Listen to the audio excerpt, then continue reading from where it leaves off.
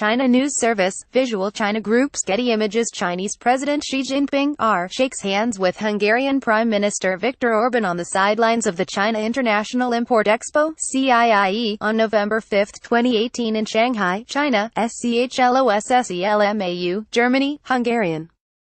Prime Minister Viktor Orban recently shared some history with a friend, explaining why he reached out to China's then-premier Wen Jiabao in 2011, seeking urgent financial support and providing Beijing one of several European inroads in the wake of the 2008 financial crisis.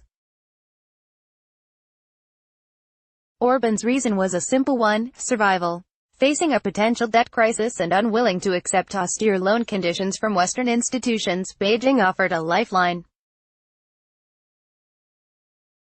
For his part, Orban convened some Central European leaders with Beijing, and they laid the groundwork for the 16+1 initiative based in Budapest that since then has provided China unprecedented regional influence. It didn't take long for China's investment to bear fruit. In March 2017, Hungary took the rare step to break European Union consensus on human rights violations, refusing to sign a joint letter denouncing the alleged torture of detailed lawyers. In July of the same year, Hungary joined Greece, another distressed European target of Chinese largesse, in blocking reference to Beijing in a Brussels statement on the illegality of Chinese claims in the South China Sea. The Bavarian Alps might seem an unusual place to reflect on China's growing global influence, in a week that began with U.S.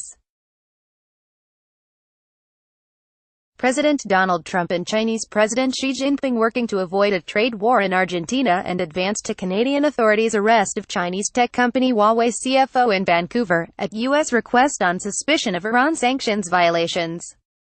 A view from Hotel Bayerischer Hof, event venue of the Munich Security Conference 2018. Transatlantic strategy experts, convened at this breathtaking resort by the Munich Security Conference, were left to reflect on Europe's unique vulnerability to this major power conflict in a world where they are absorbing the unanticipated shocks of greater U.S. unpredictability, greater Chinese assertiveness and deeper European divisions about how to navigate it all. China already has shown it can have a veto power over European Union policy, said Wolfgang Ischinger, chairman of the Munich Security Conference, on the margins of the off-record gathering he convened. He notes that while West European companies are driven by profit, their Chinese counterparts invariably also represent Chinese state interests. That doesn't have to be malign, but it can also be malign. European Union officials concede that China already has exercised veto power it has over policies that require unanimity, and because some officials are pushing privately for a change to majority voting. Concerns are growing at Beijing's influence has grown more rapidly than anyone anticipated. Chinese foreign direct investment in the EU has risen to $30 billion in 2017 from $700 million before 2008. That influence has grown more rapidly than anyone anticipated.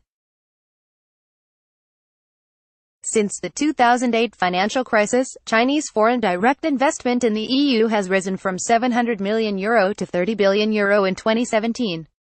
A report by two German think tanks, the GPPI and Mercator Institute for China Studies, found that Beijing has taken full advantage of Europe's openness and has been rapidly increasing political influencing efforts in Europe. Some call it political warfare, using a non-military toolbox of overt and covert means to exert its influence on political and economic elites, academia and public opinion. With these efforts, it weakens Western unity and U.S. attraction, and improves its image as an alternative to liberal democracy, the report concluded.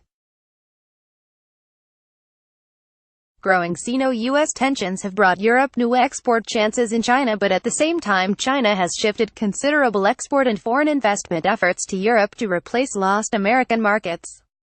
In the first 6 months of this year, newly announced Chinese mergers and acquisitions into Europe were ninefold the North American number at $20 billion compared to $2.5 billion, and completed investments were 6 times higher at $12 billion compared to $2 billion.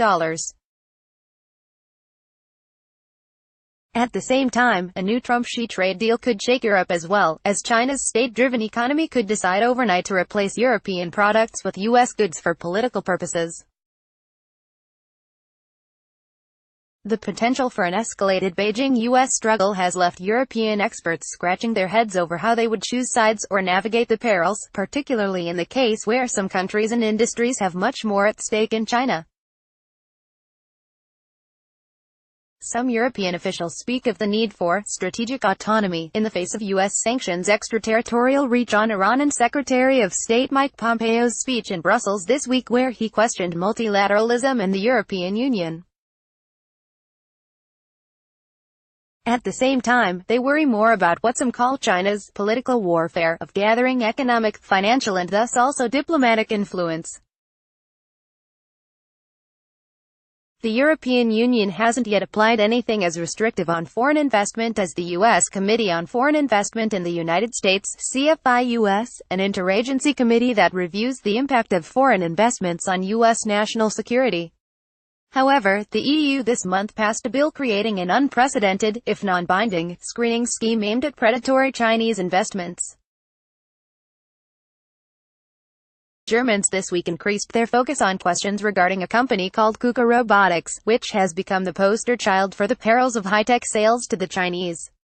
With its industrial robotics production, KUKA was one of the nation's greatest innovators for the 21st century economy until it was taken over by the Chinese company Midea in 2016. Just last month, Midea was reversing previous assurances that it would not remove KUKA's highly respected and longtime CEO, underscoring China's ultimate control over cutting-edge robotics technology. Despite facing new scrutiny, China is undeterred in its European strategy, taking advantage of European divisions, America's trade strains with Europe and the urgent investment needs of particularly southern and eastern European countries. Tellingly, President Xi made a stop in Spain on his way to Argentina and then again in Portugal for a two-day stint on his way back from the G20 meeting, his first state visits to both countries. Even before Xi's visit, China had invested $12 billion in Portuguese projects ranging from energy, to transport, to insurance, financial services and media. During Xi's visit, China and Portugal further deepened their economic partnership, with Lisbon agreeing to cooperate in China's Belt and Road Initiative as it hopes to garner increased Chinese infrastructure and energy investments. China is also poised to take over a majority stake in EDP, Portugal's largest business and a major EU energy provider. In short, global markets and news reports miss the real story with their single-minded focus on whether or not President Trump and President Xi can reduce tensions and close a trade deal over the next 90 days. The bigger game, increasingly apparent in Europe, is whether China can replace the United States over time or at the very least significantly reduce its influence. Frederick Kemp is a best-selling author, prize-winning journalist and president. He worked at the Wall Street Journal for more than 25 years as a foreign correspondent, assistant managing editor and as the longest-serving editor of the paper's European edition. His latest book, Berlin 1961, Kennedy, Khrushchev, and the Most Dangerous Place on Earth, was a New York Times bestseller and has been published in more than a dozen languages. Follow him on Twitter at FredKemp and subscribe here to Inflection Points, his look each Saturday at the past week's top stories and trends. For more insight from CNBC contributors, follow at CNBC Opinion on Twitter.